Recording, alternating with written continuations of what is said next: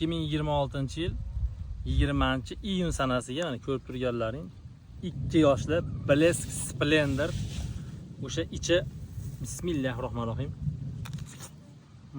qon qizil bo'ladigan sliva yangi amerikanskiy nav hisoblanadi. Juda ham zo'r sliva, shirin, eksportga juda ham zo'r aytayapti. Chaqirilishdan maqsad bu yerga chaqirildi. Ko'chatni olgan, lekin ko'chat 2 xil chiqib qolgan do'stlar. Mana xushyor bo'lasizlar. E'tibor berib ko'ringlar. Ko'chat olishda adashib qolmanglar. Bu rang bermayapti. Ba'zi holatlarda shunaqa kuzatilayotgani uchun mana bunisini ko'rsatamiz. Mana bunisi ham qora qizil bo'lgan.